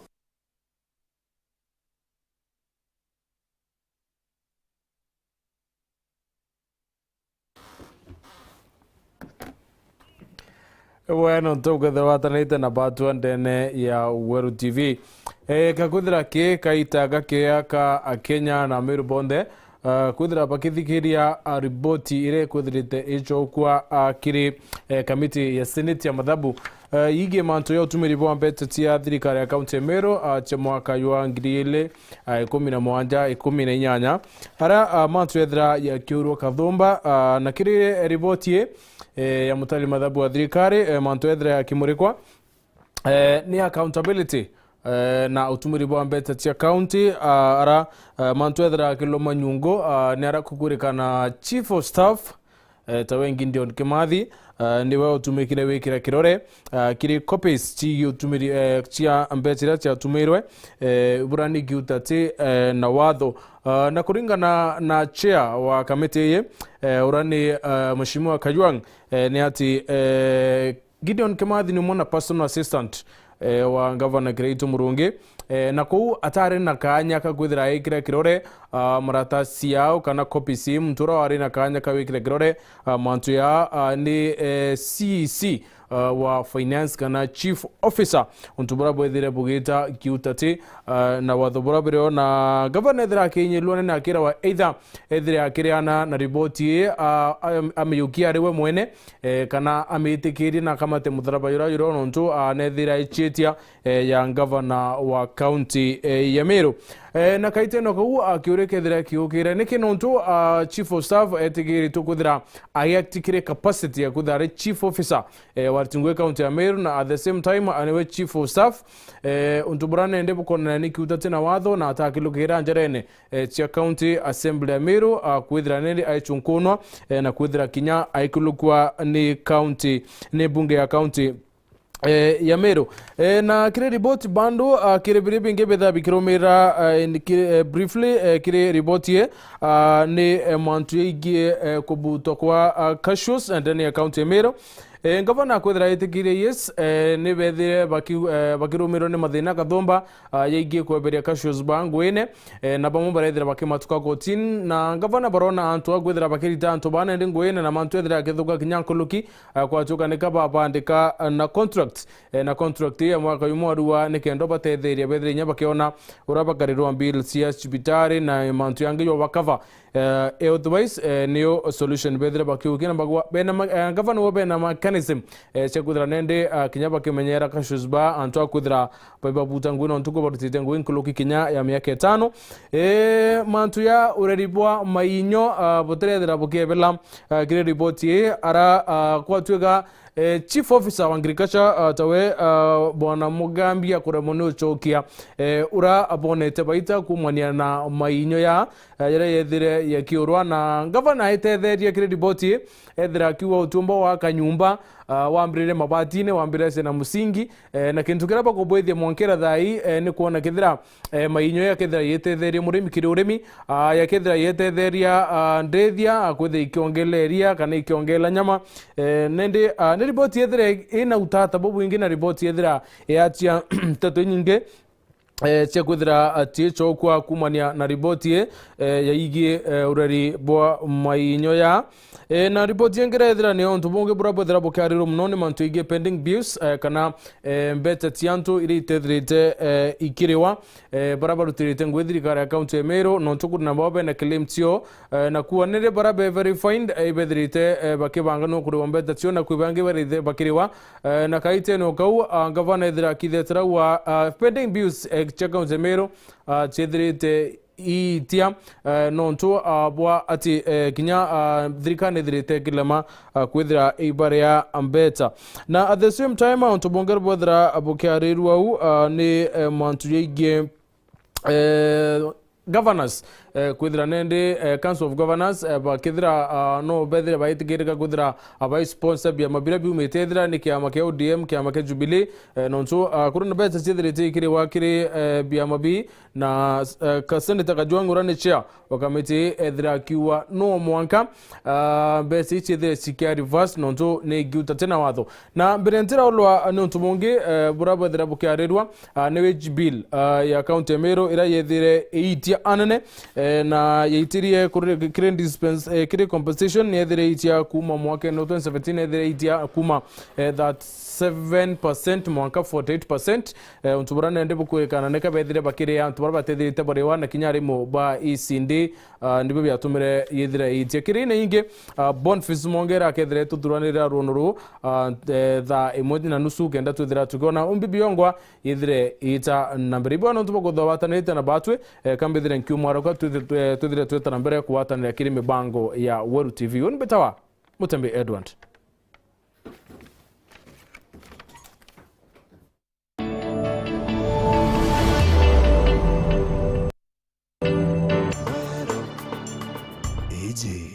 Ni Weru TV.